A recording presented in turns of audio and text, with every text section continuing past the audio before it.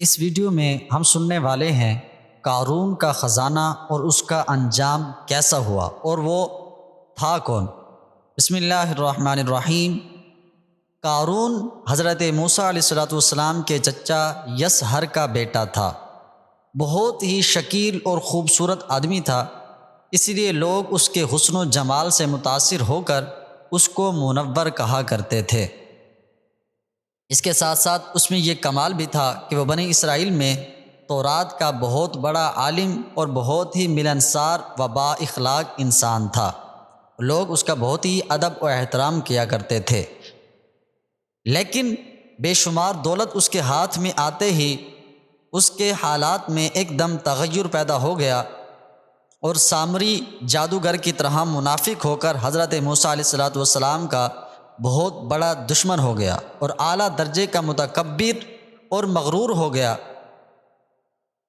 جب زکوٰۃ کا حکم نازل ہوا تو اس نے حضرت موسیٰ علیہ السلام کے روبرو یہ عہد کیا کہ وہ اپنے تمام مالوں میں سے 1000واں حصہ زکوٰۃ نکالے گا، مگر جب اس نے مالوں کا حساب لگایا تو ایک بہت بڑی رقم زکوٰۃ کی نکلی۔ یہ دیکھ کر اس پر ایک دم حرص اور بخل کا بھوت سوار ہو گیا اور نہ صرف زکوٰۃ کا منکر ہو گیا بلکہ عام طور پر بنی اسرائیل کو بہکانے لگا کہ حضرت موسیٰ علیہ السلام اس بہانے تمہارے مالوں کو لے لینا چاہتے ہیں۔ یہاں تک کہ حضرت موسیٰ علیہ السلام سے لوگوں کو برگزشتہ کرنے کے لیے اس خبیث نے یہ گندی اور گھناؤنی چال چلی کہ ایک عورت کو بہت زیادہ مال و دولت دے کر آمادہ کر لیا کہ وہ آپ پر بدکاری کا الزام لگائے۔ چنانچہ عین اس وقت جب کہ حضرت موسیٰ علیہ السلام وعظ فرما رہے تھے، قارون نے آپ کو ٹوکا کہ فلانی عورت سے آپ نے بدکاری کی ہے۔ حضرت موسیٰ علیہ السلام نے فرمایا کہ اس عورت کو میرے سامنے لاؤ۔ چنانچہ وہ عورت بلائی گئی تو حضرت موسیٰ علیہ السلام نے فرمایا کہ اے عورت، اس اللہ کی قسم جس نے بنی اسرائیل کے لیے دریا کو پھاڑ دیا اور عافیت اور سلامتی کے ساتھ دریا کے پار کرا کر فرعون سے نجات دی، سچ سچ کہہ دے کہ واقعہ کیا ہے۔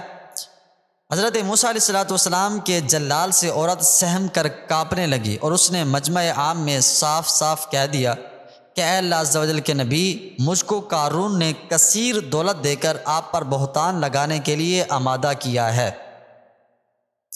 اس وقت حضرت موسیٰ علیہ السلام آپ دیدہ ہو کر سجدہ شکر میں گر پڑے اور بحالت سجدہ آپ نے یہ دعا مانگی کہ یا اللہ، قارون پر اپنا قہر اور غضب نازل فرما دے۔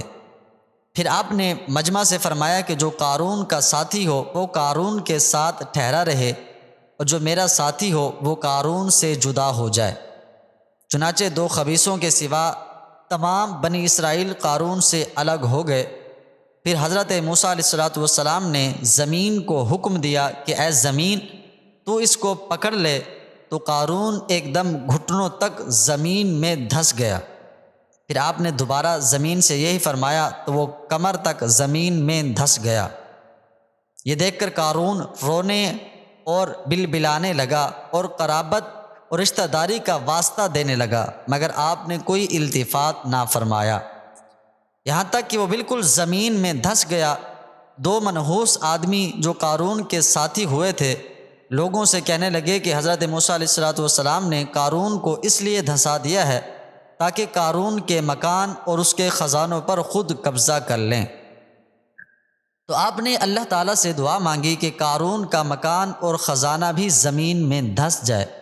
چنانچہ قارون کا مکان جو سونے کا تھا اور اس کا سارا خزانہ سبھی زمین میں دھس گیا۔ اس کو قرآن کی زبان سے سنیے کہ اللہ تعالیٰ کا ارشاد ہے کہ ہم نے قارون کو اتنے خزانے دیے تھے کہ ان خزانوں کی کنجیاں ایک مضبوط اور طاقتور جماعت بامشکل اٹھا سکتی تھیں۔ یہ قرآن مجید کے اندر موجود ہے، جس کا ترجمہ کنز العرفان کہ بے شک قارون موسیٰ کی قوم سے تھا، پھر اس نے قوم پر زیادتی کی اور ہم نے اس کو اتنے خزانے دیے جن کی کنجیاں اٹھانا ایک طاقتور جماعت پر بھاری تھیں۔ حضرت موسیٰ علیہ السلام کی نصیحت کہ حضرت موسیٰ علیہ السلام نے قارون کو جو نصیحت فرمائی وہ یہ ہے کہ جس کو قرآن مجید نے بیان فرمایا ہے، اسی خیر خواہی والی نصیحت کو سن کر قارون حضرت موسیٰ علیہ السلام کا دشمن ہو گیا۔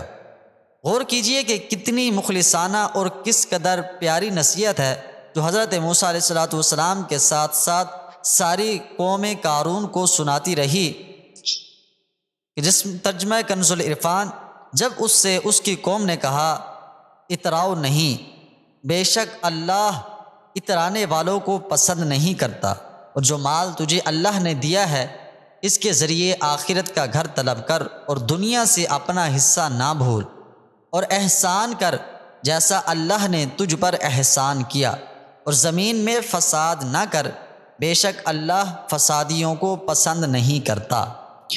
قارون نے اپنے مال کے گھمنڈ میں اس مخلصانہ نصیحت کو ٹھکرا دیا اور خوب بن سنور کر تکبر اور غرور سے اتراتا ہوا قوم کے سامنے آیا اور حضرت موسیٰ علیہ السلام کی بدگوئی اور ایذا رسانی کرنے لگا۔ اس کا نتیجہ کیا ہوا، اس کو قرآن کی زبان سے سنیے اور خدا کی اس قاہرانہ گرفت پر خوف الہی سے تھراتے رہیے۔ اللہ اکبر۔ ترجمہ کنز العرفان۔ تو ہم نے اسے اور اس کے گھر کو زمین میں دھسا دیا، تو اس کے پاس کوئی جماعت نہ تھی جو اللہ کے مقابلے میں اس کی مدد کرتی، اور نہ وہ خود اپنی مدد کر سکا۔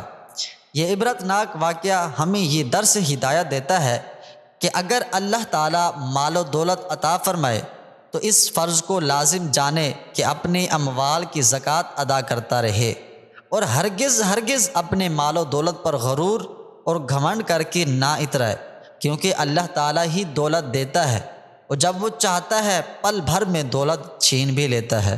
ہر وقت اس کا دھیان رکھتے ہوئے تواضع اور انکساری کی عادت رکھیے، اور ہرگز کبھی انبیاء، اولیاء، صالحین کی ایذا رسانی اور بدگوئی نہ کرے، کہ ان مقبولان بارگاہ الہی کی دعا اور بد دعا سے وہ ہو جایا کرتا ہے جس کا لوگ تصور اور خیال بھی نہیں کر سکتے۔ واللہ تعالی اعلم۔ اللہ حافظ۔